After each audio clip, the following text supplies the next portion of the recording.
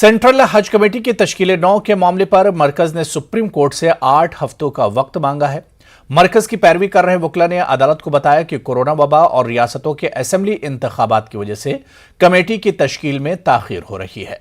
मफाद आमा की अर्जी पर समाअत के दौरान वकील ने अदालत को बताया कि मरकजी हुकूमत इस सिलसिले में काम कर रही है। सेंट्रल हज कमेटी मार्च 2020 से नहीं है। हज कमेटी ऑफ इंडिया की तश्कील 9 के लिए और कई मामलात को लेकर अक्टूबर में 2021 में हमने एक मफाद आमा की रिट दाखिल की थी सुप्रीम कोर्ट में।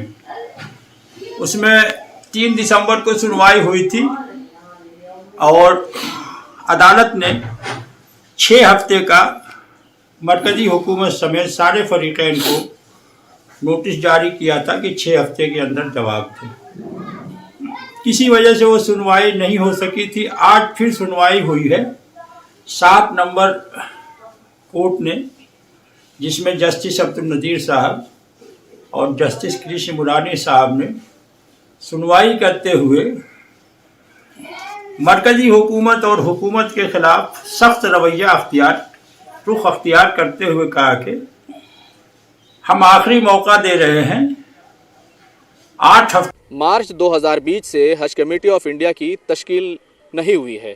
अब इस मामले में मरकज़ी हुकूमत की तरफ से सुप्रीम कोर्ट में जवाब दाखिल करते हुए ये कहा गया है कि 8 हफ्तों के अंदर वो इस मामले को निपटा लेगी। दरअसल आज सुप्रीम कोर्ट में सुनवाई थी और इस मामले में जब सुनवाई हुई तो तमाम लोगों ने इसमें जवाब दाखिल किए।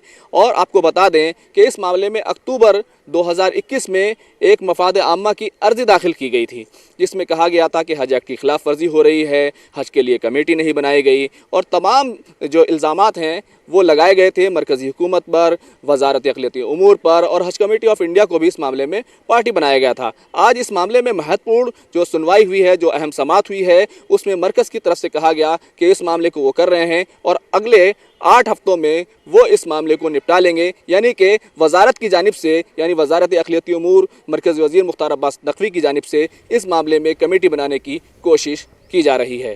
बहरहाल इस मामले में 8 हफ्तों के बाद समाअत होनी है। कैमरामैन फिरोज वानी के साथ खुर्रम शहजाद, न्यूज़ 18 दिल्ली। तबलीगी जमात के मरकज की मस्जिद बंगलावाली का मामला मुसलसल लटक रहा है। आज दिल्ली हाई कोर्ट में केस की समाअत के दौरान मरकज की जानिब से मस्जिद की पहली मंजिल खोलने की पेशकश की गई, जिसके बाद अदालत ने मरकज से एक मंजिल खोलने की वजह पूछी और यह भी पूछा कि पूरी मस्जिद को क्यों नहीं खोला जा सकता। इस हवाले से हमारे नुमाइंदे खुर्रम शहजाद मजीद तफसील बता रहे हैं।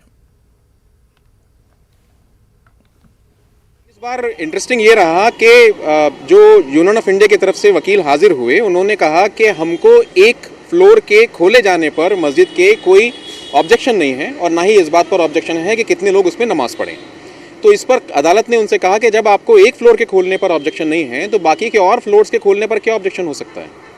इस बात के लिए काफ़ी आर्ग्यूमेंट्स चले, मगर वो कोर्ट को कन्विंस नहीं कर पाए हैं और मंडे में उनको वापस आकर के फिजिकल हियरिंग ज्वाइन करने के लिए कहा गया है।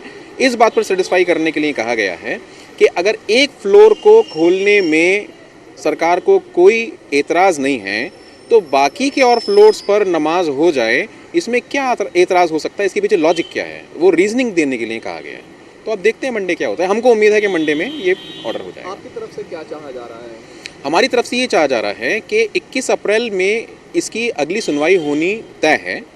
उसके पहले कम से कम जो मस्जिद बंगले वाली हैं वो खोल दी जाए। बाकी के और जो 2 पोर्शंस हैं उसके लिए 21 अप्रैल को हम लोग एड्रेस करेंगे अपने आर्ग्यूमेंट्स। मगर क्योंकि शब बारात का मौका है, क्योंकि रमज़ान शुरू हो जाएंगे 21 अप्रैल से पहले ही, इसलिए मस्जिद की ज़रूरत पड़ेगी।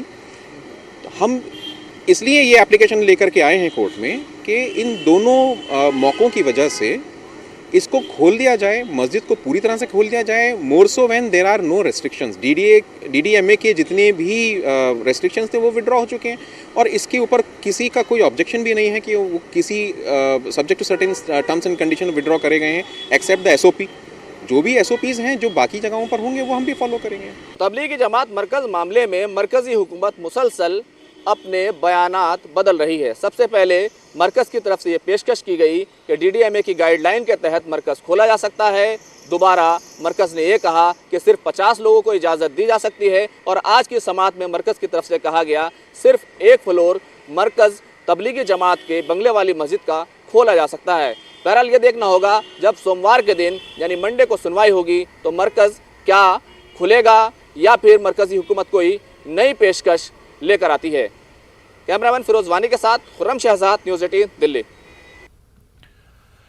शब बारात के नजदीक आने के बाद भी मध्य प्रदेश वक्फ बोर्ड के जरिए कब्रिस्तानों की सफाई नहीं किए जाने से मध्य प्रदेश जमीयत उलमा ने खुद ही कब्रिस्तानों की सफाई को लेकर मुहिम शुरू कर दी है। राजधानी भोपाल से शुरू की गई कब्रिस्तान सफाई मुहिम में मध्य प्रदेश सद्भावना मंच के कारकुनान ने भी शिरकत की और वक्फिया कब्रिस्तानों में फैली गंदगी के लिए वक्फ बोर्ड इंतजामिया की कारकर्दगी पर नाराजगी का इजहार किया।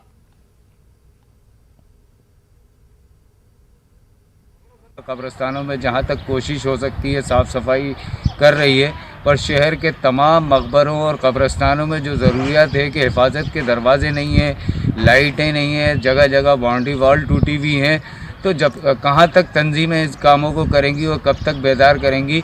हुकूमत मध्य प्रदेश, नगर निगम भोपाल और मध्य प्रदेश वक्फ बोर्ड को इस तरफ तवज्जो देना चाहिए और कब्रिस्तानों की जो है बदहाली दूर करना चाहिए। और शहर भोपाल ही नहीं, पूरे मध्य प्रदेश स्तर पर कब्रिस्तान बदहाल हैं, जिनकी तरफ जो है मध्य प्रदेश वक्फ बोर्ड को तवज्जो देकर फौरी तौर पर इनकी हिफाजत के इंतज़ाम करना चाहिए।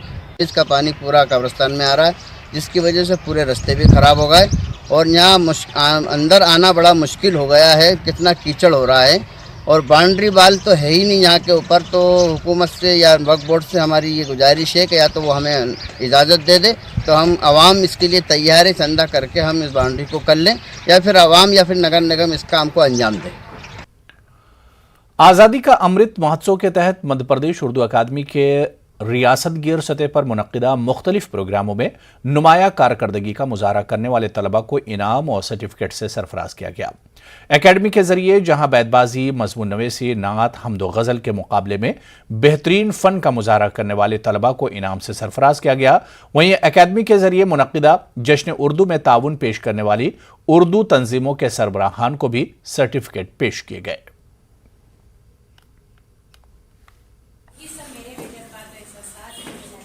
मध्य प्रदेश उर्दू अकादमी महकमा सकाफ़त की जानिब से जो सहरोज़ा जश्न उर्दू मुनक़िद किया गया और जिस टीम ने भोपाल की जो उर्दू के खिदमतगार थे, जो उर्दू से मोहब्बत करने वाले थे, उनकी एक पूरी टीम थी जो तीनों दिन बराबर कंधे से कंधा मिलाकर उर्दू एकेडमी के इस प्रोग्राम में शामिल रही।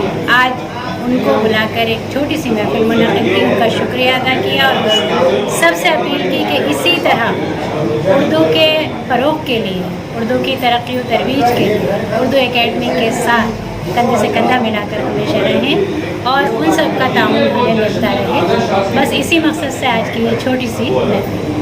यहाँ पर उर्दू एकेडमी ने उर्दू में जिनके 90% से अधिक नंबर आए थे उनके लिए एक प्रोग्राम रखा था और मेरे उर्दू में 95 नंबर आए हैं, तो उसी के लिए मैं आई थी यहाँ पर। और आगे भी मुझे उम्मीद है कि उर्दू एकेडमी ऐसी, मैं आगे भी और मेहनत करूँगी, आगे भी उर्दू एकेडमी और ऐसी काम करेगी। कैसा लगा पार्टिसिपेट करके और यहाँ पे एकेडमी ने जो प्रोग्राम आपको सर्टिफिकेट दिया उसके बारे में क्या कहेंगे? इट्स गुड थिंग, अमेजिंग, बहुत अच्छा लगा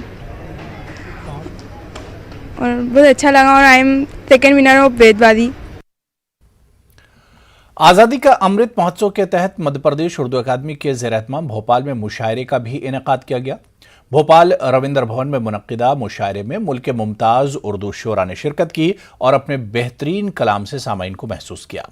मुशायरे के आगाज़ से कबल उर्दू ज़बान व अदब में नुमाया खिदमात के लिए मध्य प्रदेश के मुमताज़ अदीब प्रोफेसर शकूर खान, प्रोफेसर आफाक अहमद, डॉक्टर रज़िया हामिद, आरिफ अजीज़, रबा फातिमा जैदी, अजहर राही, कौसर सिद्दीकी और फरहत जहां को अकादमी की जानिब से एजाज से सरफराज किया गया। मुमताज़ अदीबों का एजाज मध्य प्रदेश के वजीर बराए मेडिकल एजुकेशन विश्वास सारंग के हाथों किया गया। इस मौके पर विश्वास सारंग ने MP उर्दू अकादमी की कारकर्दगी की सताइश की।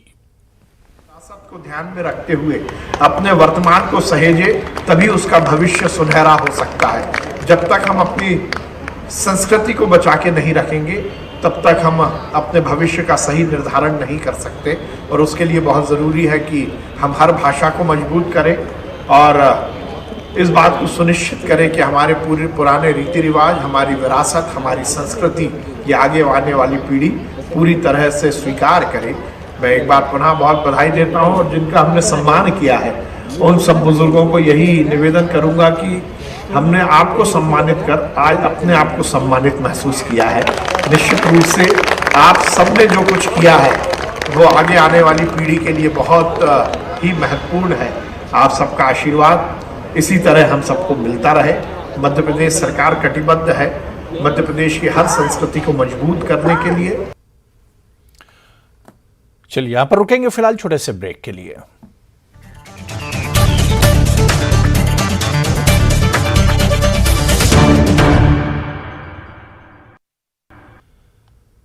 दिल्ली में निकाह की तकरीब अमल में आई, लेकिन इसमें खास बात यह रही कि निकाह किसी मर्द ने नहीं बल्कि एक औरत ने पढ़ाया। डॉक्टर सईदा हमीद ने निकाह पढ़ाया। निकाह की तकरीब के बाद डॉक्टर सईदा हमीद ने कहा कि उन्होंने तकरीबन 17 से 18 निकाह पढ़ाए हैं। इनका मानना है कि इस्लाम में औरतों को यकसा हुकूक हासिल हैं, ऐसे में औरतें भी निकाह पढ़ा सकती हैं।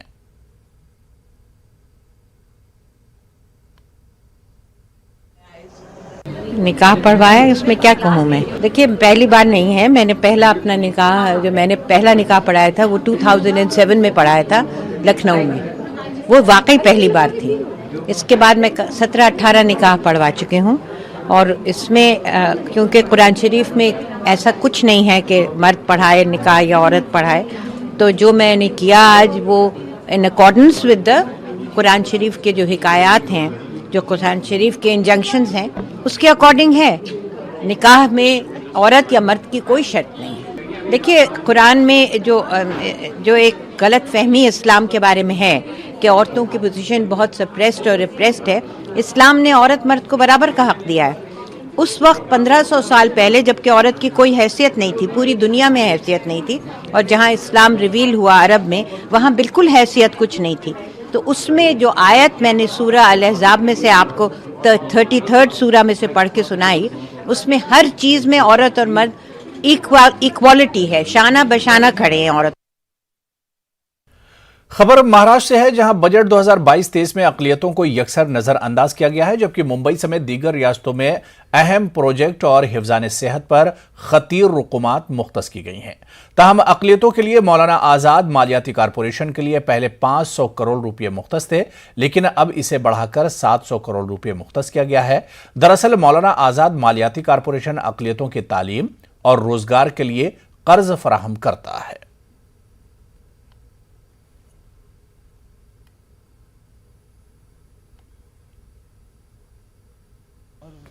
काली कर जाएगी। एक करके आधे लो, देख करो भाई। मैं देखना बहुत बढ़िया। भारतीय जनता पार्टी जिंदाबाद, राजा जिंदाबाद। जनता पार्टी के उम्मीदवार की कामयाबी के बाद आज अलीगढ़ में बीजेपी अक़लियती सेल के जिम्मेदारान ने खुशी का इजहार करते हुए मिठाई तकसीम की।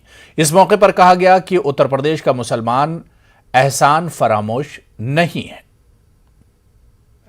अच्छा जी, किस तरह का लड्डू वितरण कर रहे हैं? क्या मैं आज हमारी सरकार बनी है भारतीय जनता पार्टी की, योगी जी मोदी जी हमारे मुख्यमंत्री बने दोबारा से, और हमारे सातों विधानसभा में विधानसभा विधायक बने हमारे आज। इस खुशी में हम लड्डू बांट रहे हैं आज। मुसलमानों का कितना किरदार रहा है इस सरकार? मुसलमानों ने ज़्यादा से ज़्यादा बढ़ चढ़ के हिस्सा लिया और खूब वोट दिया है। सातों विधानसभा में मुसलमानों ने वोट दिया है। बोलो क्या कहेंगे जिस तरह 2017 के जीत होगी? नहीं, जीत के लिए योगी जी हमारे मुख्यमंत्री बनेंगे दोबारा। इंसान जानता। मालेगांव शहर में 12 नवंबर को तौहीन रिसालत सल्लल्लाहु अलैहि वसल्लम की शान में गुस्ताखी के बाद शहर बंद का ऐलान किया गया और बंद के अख्ताम पर शहर में तशद्दुद फूट पड़ा था। इस मामले में पुलिस ने 50 से ज्यादा अफराद को गिरफ्तार किया था, जो पहले 3 महीनों से जेल की सलाखों के पीछे बंद हैं, जिसमें कुछ सियासी पार्टियों के लीडरान भी शामिल हैं। इन अफराद की जमानत नहीं हो रही थी। जमानत के लिए मालेगांव शहर के मुस्लिम वकला ने मेहनत और जिरह के बाद जनता दल सेकुलर के मोहम्मद मुस्तकीम को आज अदालत ने जमानत मंजूर करते हुए रिहाई का हुक्म दिया और वो नासिक सेंट्रल जेल से छूटकर मालेगांव शहर पहुंचे। 12 नवंबर के मामले में जो पुलिस के ऊपर पथराव किया गया था, सिटी पुलिस स्टेशन ने सीआर नंबर 74 और 75 से 2 केसेस दाखिल किए थे। सीआर नंबर 75 में मुस्तकिम डिग्निटी को अरेस्ट किए थे, जबकि पुलिस ने झूठ बताई थी कि भी इनको अरेस्ट किया गया। ये तमाम बातें बताई गई, अदालत को बताया गया। अदालत ने सीसी कैमरे के फुटेज भी देखी कि ये कहाँ का मौजूद है, और बारीक बीनी से मुताला करने के बाद में माशाल्लाह अदालत ने ज़मानत मंजूर की है। इनके साथ एक हज़ार को लेकर और मोइनुद्दीन है उर्फ मोया, उनकी भी ज़मानत मंजूर की है। और इंशाल्लाह वैसा दिखता है कि जो भी महरूसिन है, अब इस बुनियाद पे हम दोबारा उनकी ज़मानत एप्लीकेशन दाखिल करेंगे, और अभी तक हमने दाखिल नहीं किए थे। 12 नवंबर का जो वाक़या हुआ, उस वक्त भी मैंने ये कहा था कि सरकार एजेंसीज़ का गलत इस्तेमाल कर रही है त्रिपुरा को लेकर। उस बात में तो अब 100% यकीन हो गया कि मालेगांव शहर के साथ जो हुआ कि सरकार एजेंसीज़ का गलत इस्तेमाल कर रही है, वो पुलिस डिपार्टमेंट हो कि दूसरी एजेंसीज़ हो। और जो खेल पूरे मुल्क में खेला जा रहा है कि वो सेंट्रल गवर्नमेंट हो या स्टेट गवर्नमेंट हो, अगर इनके मिनिस्टर जेल जाते हैं तो बोलते हैं कि यार सेंट्रल गवर्नमेंट यानी एजेंसीज़ का गलत इस्तेमाल कर रही हैं, तो मालेगांव शहर के साथ क्या हुआ? मालेगांव शहर के साथ भी नाइंसाफ़ी की गई। और अब आगे देखिए क्रिप्टो की समझ। आदाब।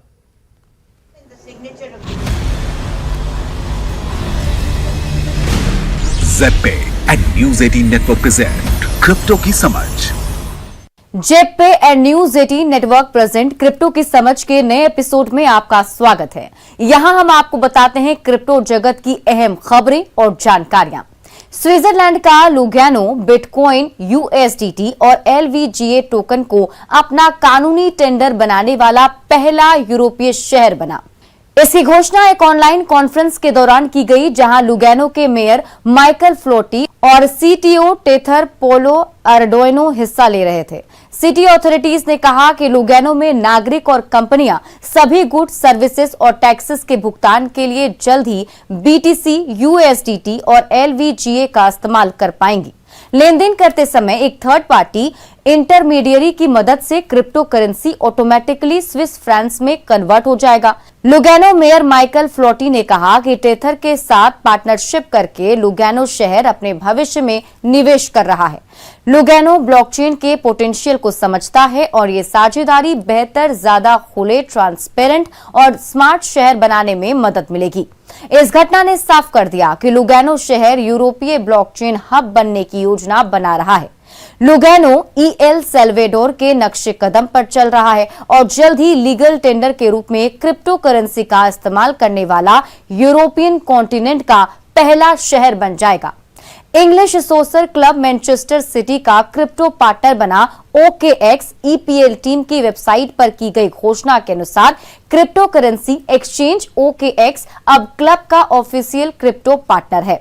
सिटी फुटबॉल ग्रुप के चीफ ऑपरेटिंग ऑफिसर रॉयल डेवरीज ने कहा है कि मैनचेस्टर सिटी के ऑफिशियल पार्टनर के रूप में OKX का स्वागत करते हुए हमें खुशी हो रही है। हम दोनों ही इनोवेशन और जीतने की जिद जैसी सोच को शेयर करते हैं। उनकी डाइवर्स ऑडियंस को टारगेट करने का ब्रॉड और इंक्लूसिव अप्रोच हमारे दृष्टिकोण के अनुरूप है। हम इस साझेदारी के साथ काम करने के लिए उत्सुक हैं। OKX सबसे लोकप्रिय ग्लोबल क्रिप्टो एक्सचेंज में से एक है, जो फिलहाल 180 से ज्यादा देशों में लगभग 20 मिलियन कस्टमर्स को सर्व कर रही है। मैनचेस्टर सिटी के साथ पार्टनरशिप इस क्रिप्टो करेंसी एक्सचेंज का खेल और मनोरंजन की दुनिया में पहला कदम होगा। वहीं क्लब ने इस साल की शुरुआत में ही मेटावर्स में स्टेडियम बनाने की घोषणा करके क्रिप्टो करेंसी इंडस्ट्री में प्रवेश कर लिया था। कॉइनबेस सीईओ ने कहा कि साधारण रूसी के लिए रूबल के पतन के बाद क्रिप्टो किसी जीवन रेखा से कम नहीं। कॉइनबेस सीईओ ब्रायन आर्मस्ट्रॉन्ग ने रशिया यूक्रेन वॉर के बीच ट्विटर के जरिए क्रिप्टो उपयोग और उनकी एक्सचेंज की नीति पर अपने विचार साझा किए। सबसे पहले उन्होंने इस बात पर जोर दिया कि कॉइनबेस अपने प्लेटफॉर्म का इस्तेमाल करने से सभी रूसियों पर प्रतिबंध नहीं लगा रहा है। उन्होंने कहा कि हम मानते हैं कि हर कोई बुनियादी वित्तीय सेवाओं तक पहुंच का हकदार है। जब तक कानून कुछ और करने को ना कहे। कुछ सामान्य रूसी क्रिप्टो का उपयोग अब जीवन रेखा के रूप में कर रहे हैं क्योंकि उनकी करेंसी ध्वस्त हो रही है। उनमें से बहुत से लोग इस बात का भी विरोध कर रहे हैं कि उनका देश क्या कर रहा है और प्रतिबंध से उन्हें भी नुकसान होगा। प्रतिबंधों के संबंध में कॉइनबेस के सीईओ ने जोर दिया कि प्रत्येक अमेरिकी कंपनी को प्रतिबंध कानूनों का पालन करना होगा। अगर अमेरिकी सरकार प्रतिबंध लगाने का फैसला करती है तो हम निश्चित रूप से उन कानूनों का पालन करेंगे। क्रिप्टो की समझ के आज के एपिसोड में फिलहाल इतना ही। अगले हफ्ते कुछ और खबरों और जानकारियों के साथ आपसे जुड़ेंगे।